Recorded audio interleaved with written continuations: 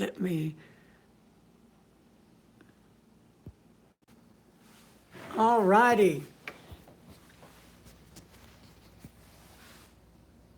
And we're live. Hello, everybody. I'm Larry the Pen Bud Guy here, and welcome back to Larry's Fountain Pen Channel. Hey, I'm back at the home of Mr. Hinze Custom Made Pens. And on the left, you see the pen buddy, Francisco. All right. We're out here visiting Jim, and he's showing us all his valuable goodies. And we're going to ask some questions to Jim, and he's going to try to answer them for all you guys out there. Jim, Yes, when did you start making fountain pens? I made my first fountain pen 4 or 5 years ago. It was a kit-based pen. What made you get started into fountain pens? Well, I'd been making pens for 15 years prior to that.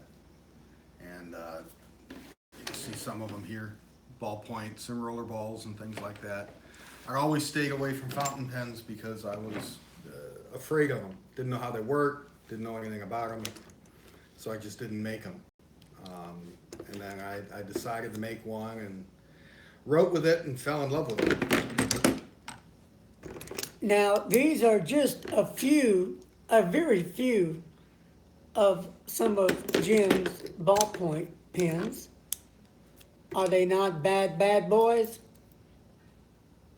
You know, I'm not a ballpoint user. I do use a ballpoint occasionally, but these, I would have to use it. Why? Because they're cool.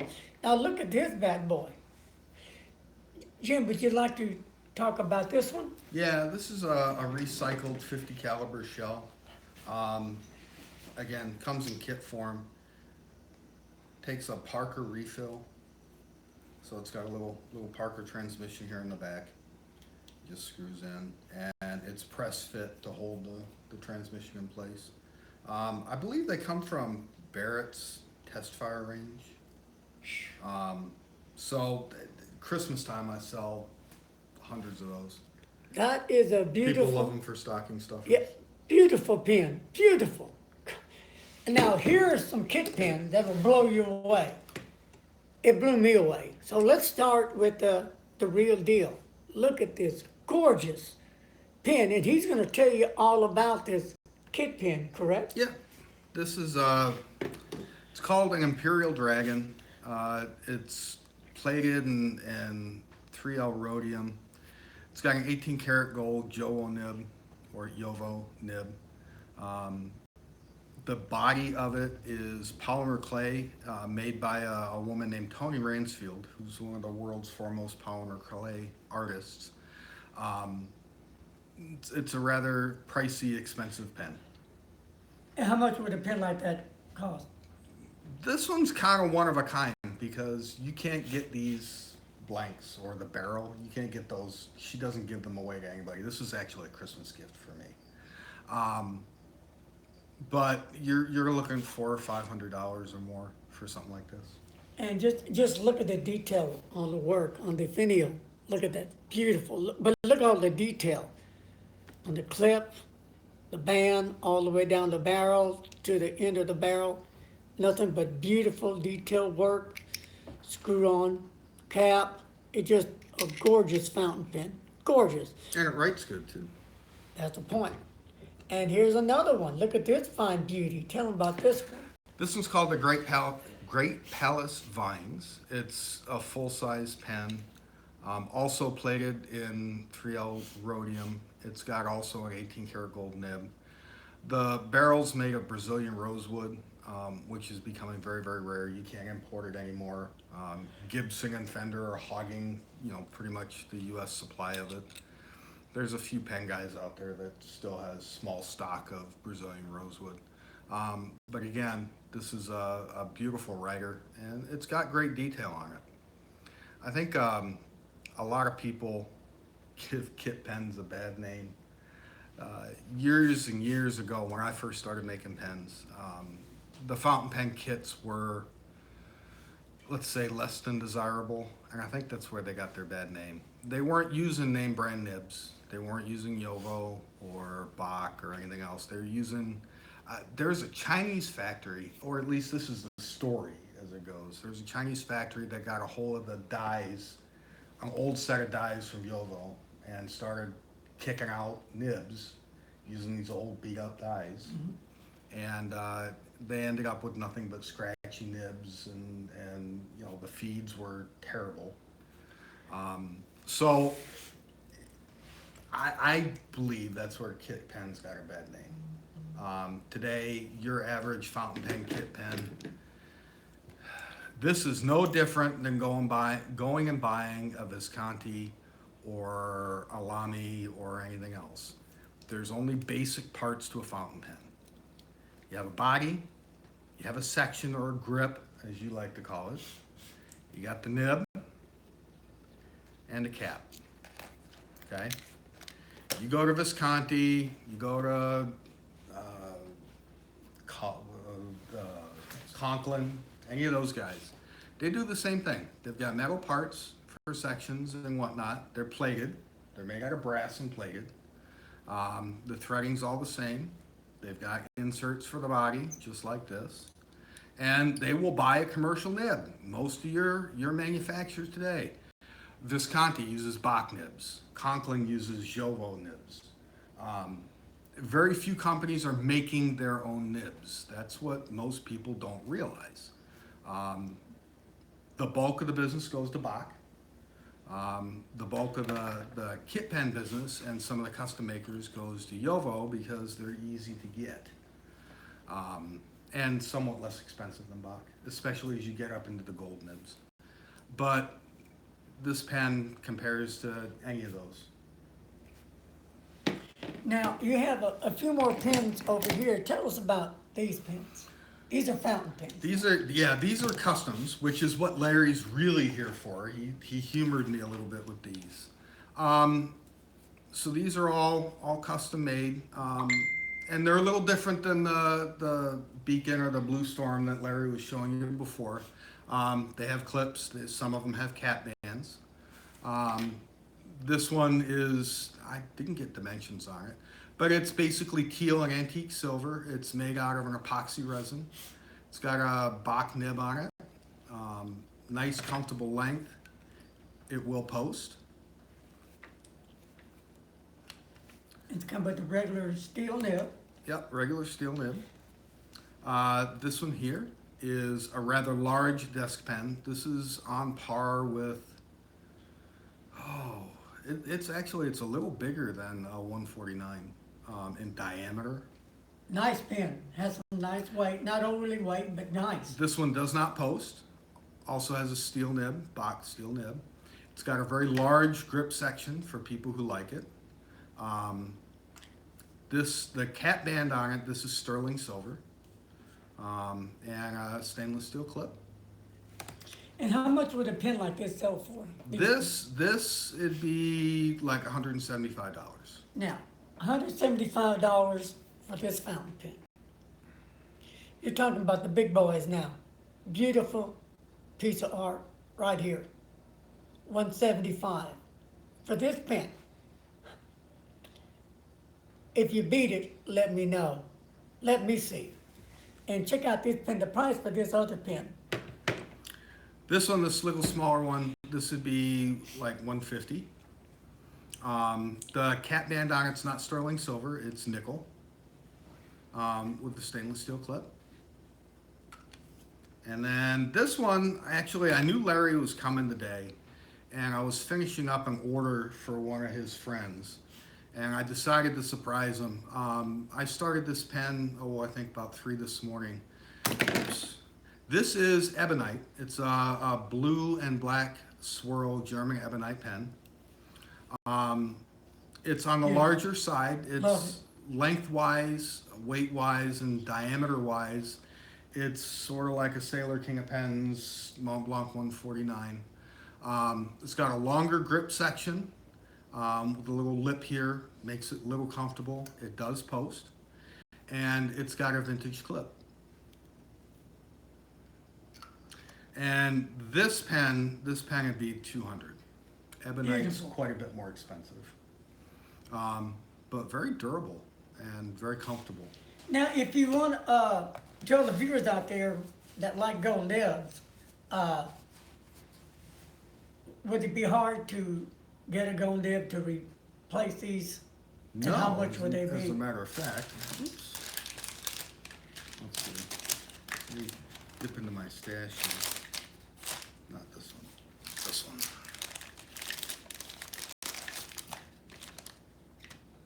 Okay. So this is for another gentleman's order, but we'll show you this Yovo 18 karat gold nib.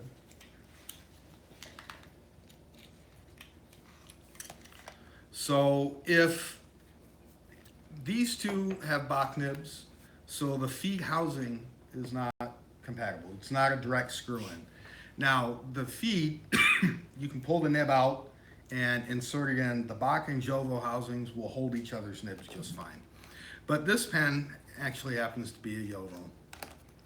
So, oh, we inked this, didn't we? We inked it. Oh, okay. So I can't show you. But I can't show you on this one. Let me take this one for a second.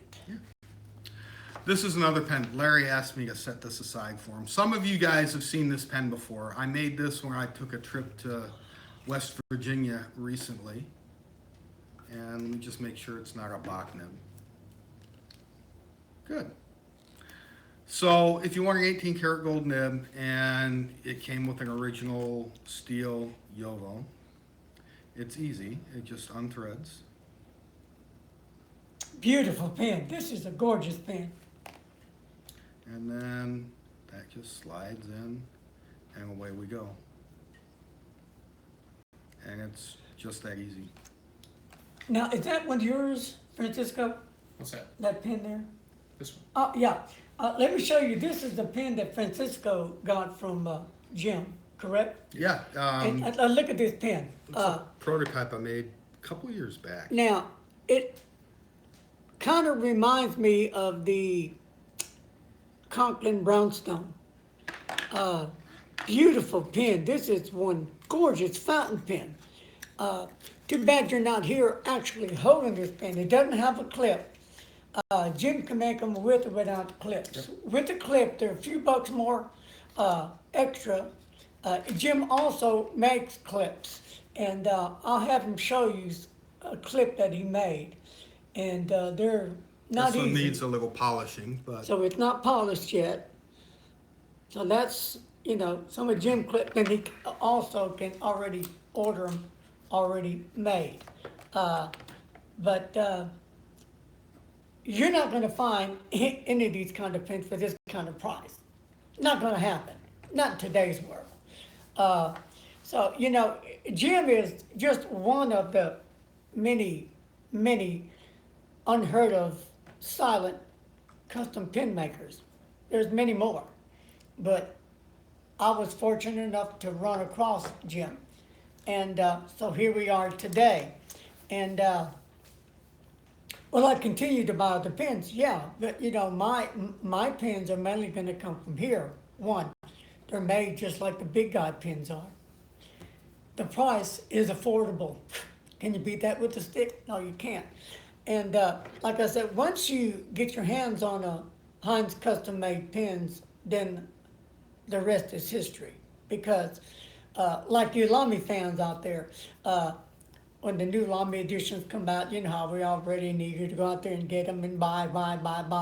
Well, Jim is going to be coming out with a line of pens, and it will be, we're just talking about it now, Hinze limited edition. So kind of be on the lookout for that. He's only going to make so many, and each pen will be numbered. And we're looking at a name maybe called New Dawn. So that's something that on the table that's being talked about. Now, Jim, tell everybody when you're going to be on some pen shows coming up. so if all goes well, I'm gonna go out to Los Angeles in February. I'm not going to set up a table, but I'm going to scout for next year. St. Louis Pen Show's coming up the end of June. I will be present and set up with a table in St. Louis.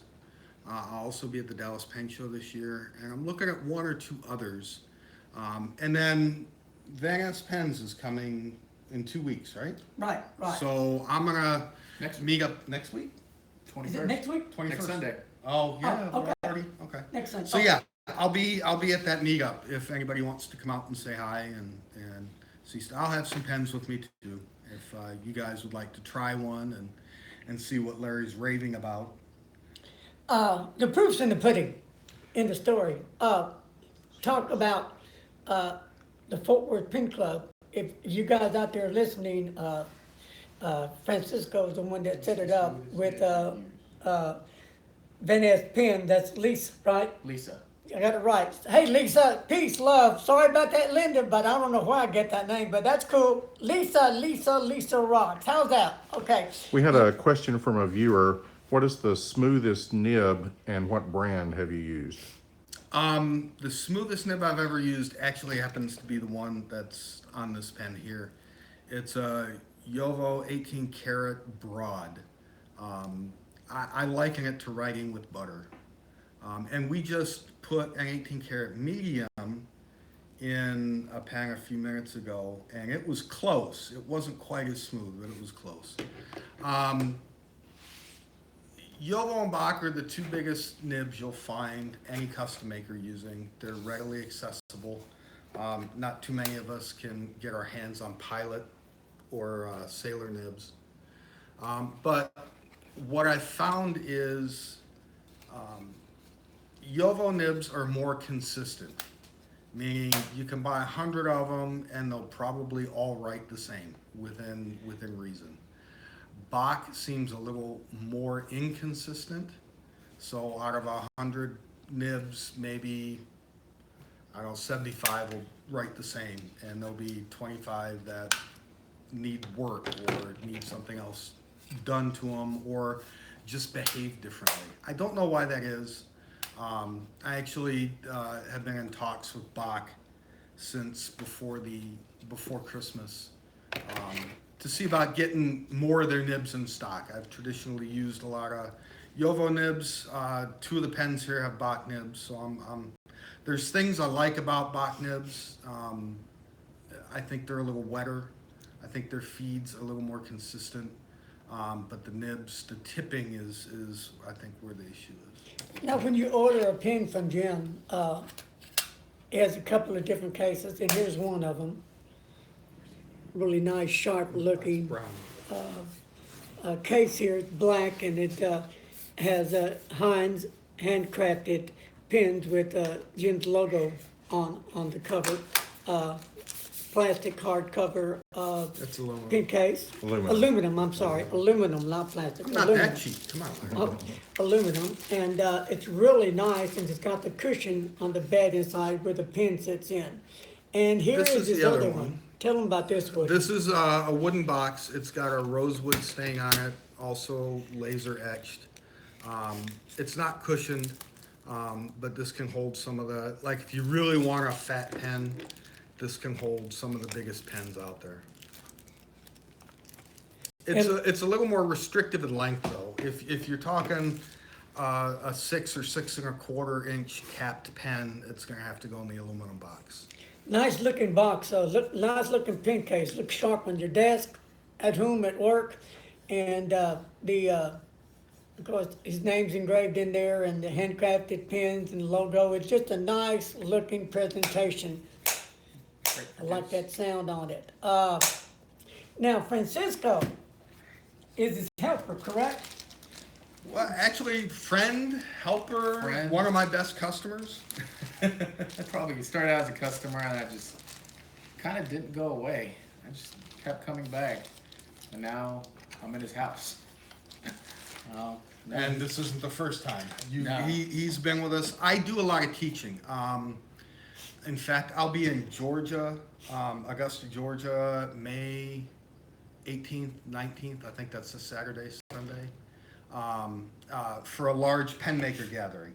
A lot of the guys there are doing the kit pens like we saw before, but myself and another gentleman, Jonathan, you remember Jonathan, from Oklahoma, we're going to be out there teaching one-on-one classes, other pen makers how to do this. For a long time, this has been the holy grail of pen makers, trying to figure out how to make these. So just to add to the story initially, so 4 years ago after I made my first fountain pen and really liked it, I was browsing YouTube videos, and there are, if you do a search for Japanese fountain pen masters, you'll find a few videos out there. I think there's 4 of them. One in particular features Hakase fountain pens, and some of you may recognize that name. It's a very coveted custom maker. He uses a lot of natural materials like buffalo horn, and he'll mix it with celluloid, or tortoise shell mixed with celluloid. And I watch these guys make these pens, and they're doing all their threading by hand with individual hand chasers. They're not even working on a lathe. They're working on this little spindle with a handmade wooden collet, which is really unique. Their tooling, like everything else they do, is opposite of ours. They don't go sideways, they go forwards and backwards. Anyways, as I was watching them, I'm like, that's what I need to learn how to do. And from that moment forward, everything I've done pen making wise has been leading me to this. And with few exceptions, the first fountain pen I made like this, it was similar to this in size and dimensions. The first time I made it, it worked. Now, it wasn't pretty, and it didn't have a whole lot of style to it, but it wrote, and it wrote well. And that was, first custom pen was 3 years ago. So I haven't really pushed the sale of them until recently. Finally now I feel like I'm getting to the point where I'm good enough to where I can sell them. Now, back to next weekend, that's on a Sunday, right? Francisco? Yes. At the Dallas at the Dallas, what's the name? Correct. K's Bar and Restaurant, or Restaurant and Yeah, Bar. Lisa Vanessa is gonna be there. Jim is gonna be there. Francisco's gonna be there. I'm gonna be there, and Mr. Announcer is gonna be there. So you're having all the cool guys with the cool Lisa Vanessa from Vanessa Pens, Arkansas, right? Correct. She's gonna be dynamite. She's gonna be out there. She's excited, bubbly. She's energetic, and she hopes everybody can make it out there. You know, how many times do you get to meet a Retail. retail pen owner? Really my first that actually go sit down and one-on-one and be able to talk with her and actually meet her and get to know her and get to know how the other end works. Speaking of her pen shop, so that's kind of cool. I'm excited. We had a question. Your website is HinzeWoodCreations.com. It is. I'm working on, and I've been working on since before the first of the year, a new site. It's going to be HinzePens.com. And for example, the goal is you'll be able to pick a model similar to this and pick out what nib you want, Bach, Yovo, what point size. Do you want it postable? Do you want a cat band? Do you want a clip? Any other special instructions and colors, and be able to price it and pay for it and get in queue for the order.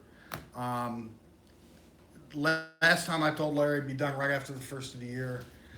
I didn't make that date, so look for it in the next few weeks. I'll let Larry know when it's done, and you guys can all go on there. But in the meantime, Hinze Wood Creations has a good representation of both the kitted and some of the some of the custom pens. If you want something, many of you guys have already reached out to me via email, Instagram, and Facebook. I've got 3 orders working currently for you folks. Just go ahead and email me. We can discuss it and come up with a price. Right now, for the next month or so, all the people who subscribe to Larry's channel get a 30% discount. Wow, can't beat that with the stick. So that $160 or $175 pen, take 30% off that. There you go. Now, on payments, what kind of payments are you accepting? cash is always good. Credit card, money orders. My Credit payment cards? processor, PayPal. You're taking credit cards? credit cards, PayPal, yep, Okay, so whole bit. I guess the best way to do is credit cards or PayPal. We don't want to send cash in the mail because you may never No, get it. you'll never get it. Unless you meet in person to have your cash ready, then Yeah, if you're local, I mean, hey, there you go. we're good. Change. And you can buy all these pens, in fact, if you want. And, you know, all of these blanks, here, let me give you some examples. So,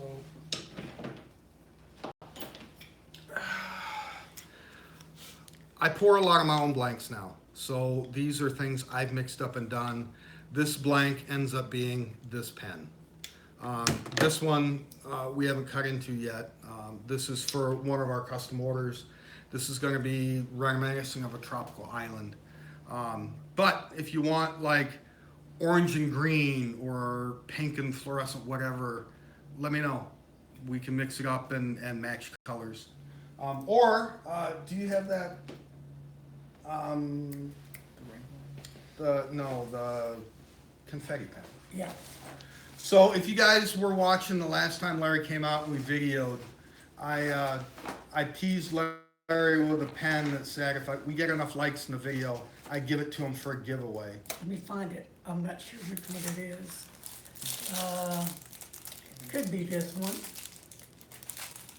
Yeah, and to get the pen, you're gonna have to wait till I announce it when I'm ready, and that's not it. Well, in fact, let me show you this pen. This is a friend of mine pen that he just finished right here. Beautiful fountain pen. Look at this beautiful thing. It's got the gold nib. Beautiful fountain pen. So let me get it's called the American Graffiti, I believe they named it. So let me put this tool up. Hello to several of our viewers that have joined us, Michelle and Michael and Thakir and Akal. I think this is it. Hello, guys. How y'all doing? Thanks for joining us today. I'm trying to get this pen out. So here it is. All right. This is a giveaway that Jim has donated. And here it is. Nice case. And here is the pen. The American Graffiti. Beautiful fountain pen. Gorgeous fountain pen. Jobo nib in it. Size medium.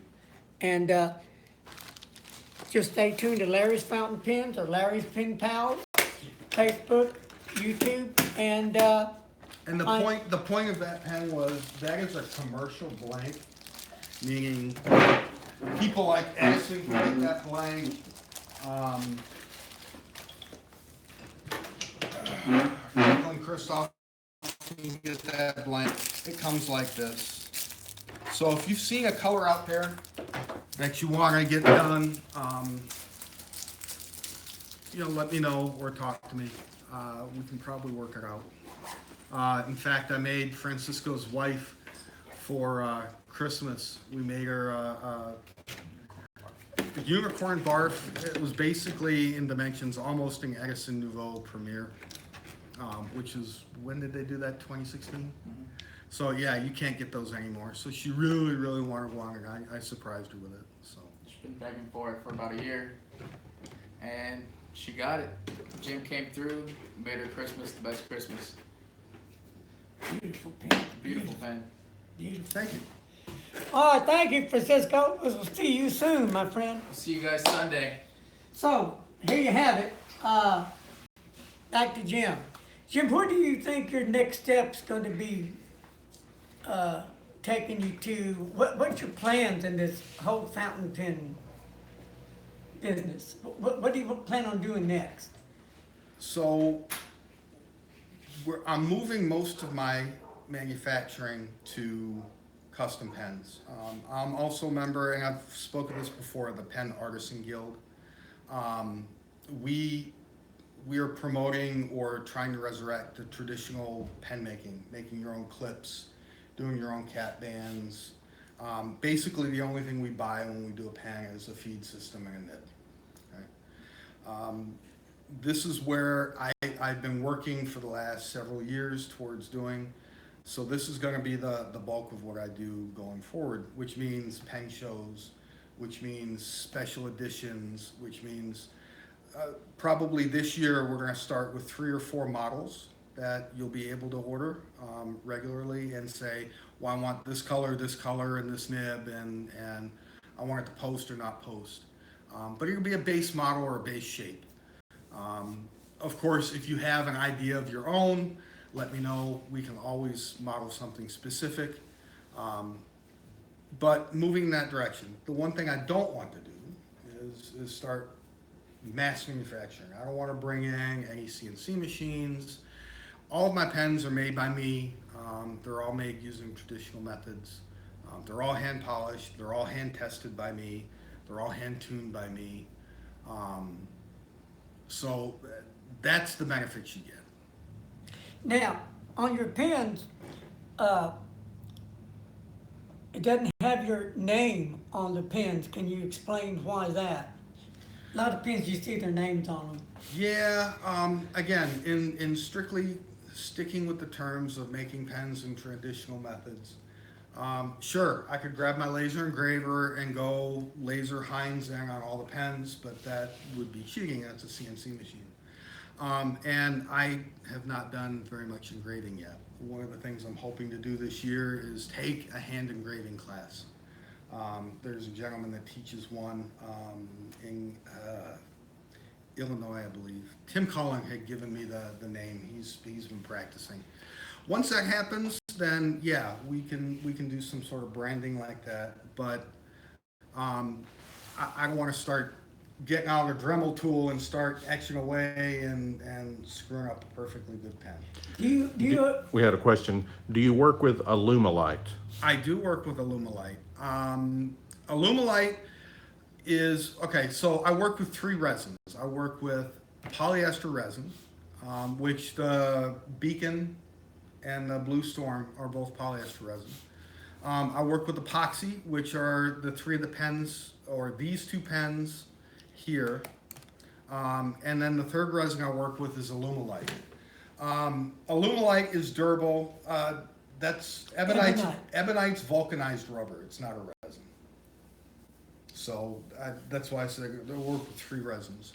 Alumalite is durable like epoxy. It's fairly scratch resistant, similar to epoxy. It threads well, so when we cut the threads into the body, it threads very well. Where Alumalite suffers a little bit, it's hard to polish. It's hard to polish to an absolute mirror finish. You've got to spend a good amount of time on a buffing wheel, and even then, with regular hand use, it will dull over time. Alumalite as a resin is about 50% plastic, whereas epoxy doesn't have any plasticizers in it, and PR has very few plasticizers. So it works great, and I know there's a lot of people out there that are pouring some fabulous blanks with Alumalite. I'm happy to work with it. Just know that I can't polish it as shiny as I can PR or epoxy. Hope that answers your question. what do you use to polish your pens with? That's an ancient Chinese secret, Larry. Oh, okay, you won't tell. Actually, they get sanded up to somewhere in the neighborhood of 12,000 grit.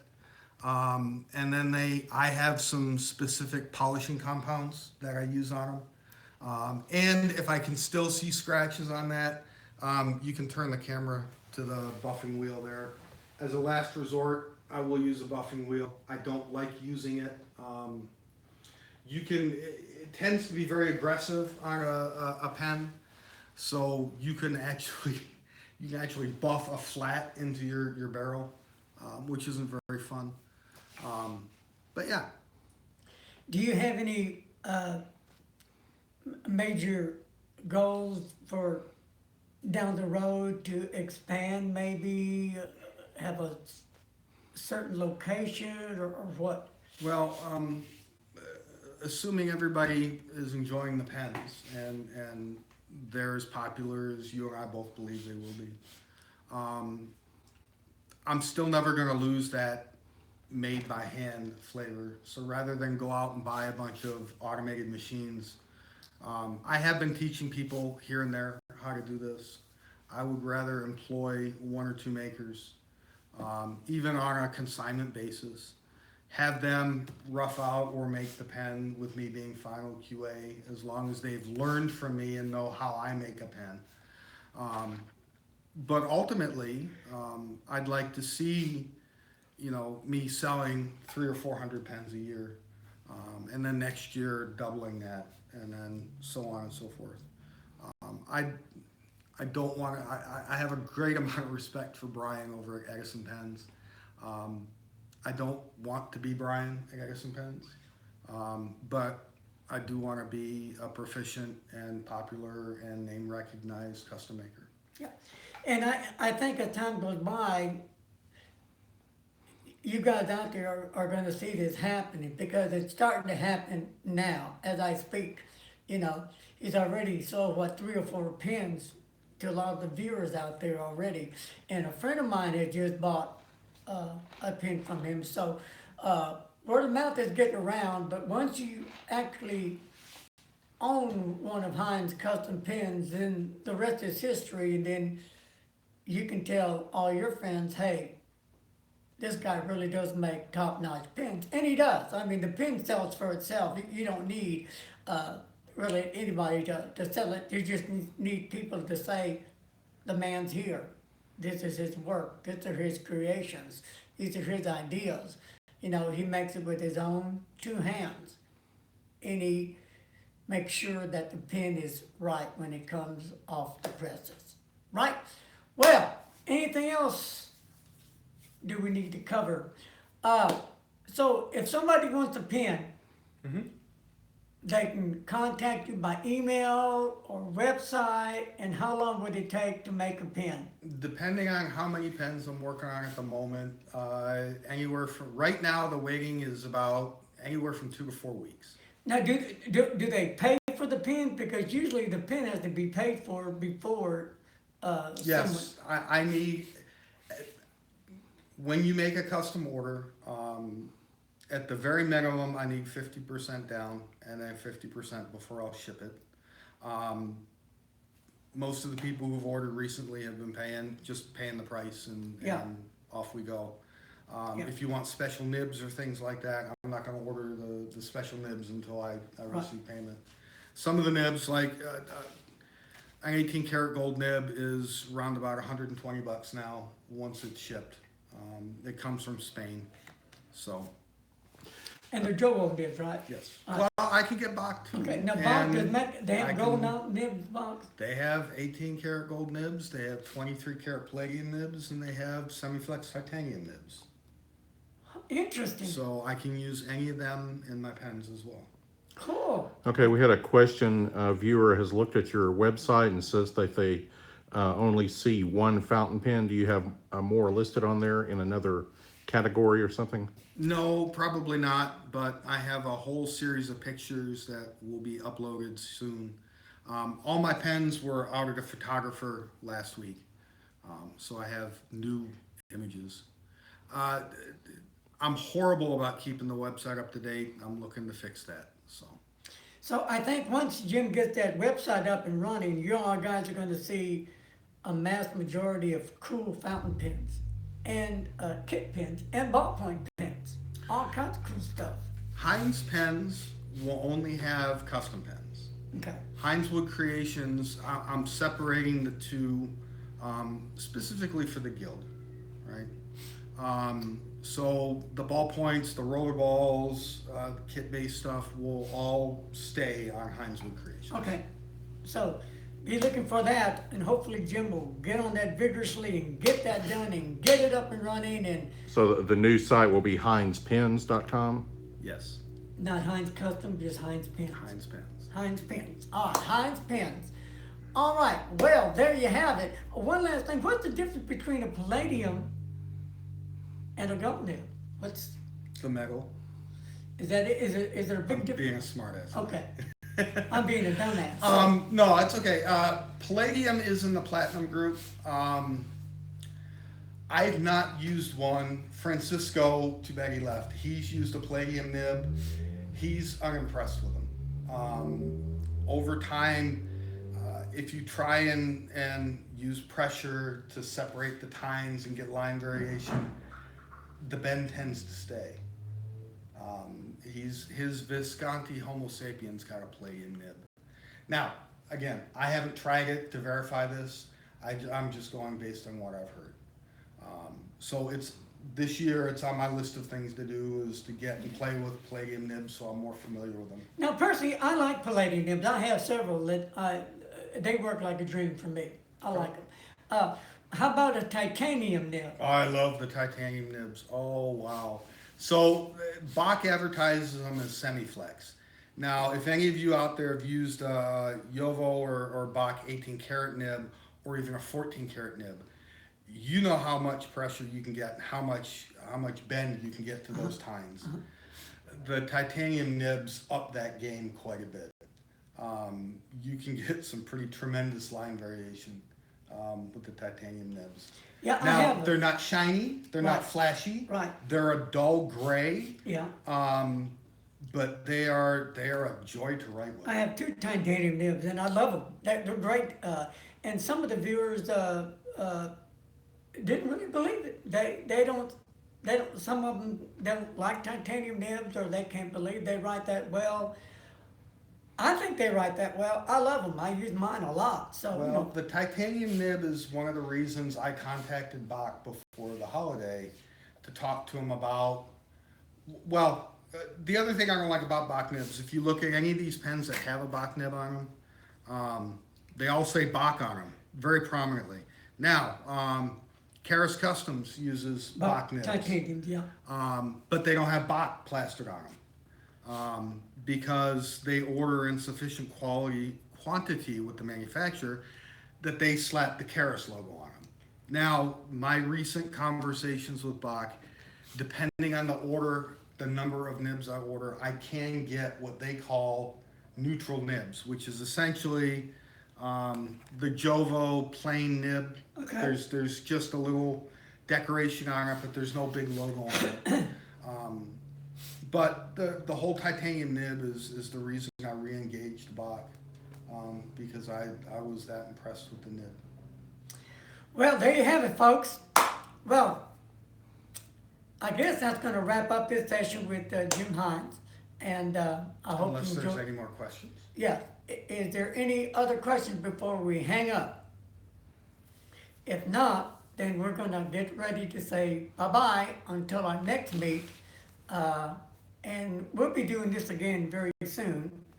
So next weekend, Sunday, don't forget, we'll be out at the Dallas place. Kay's Bar and Restaurant. Cave Bar and Restaurant. So we'll be out there at 6:30. So come one, come all, and of course Lisa Vanessa will be out there in person. So okay, folks. Well, we are done. We're out of here. God bless and take care. See y'all later. Thanks for watching. I'm gone.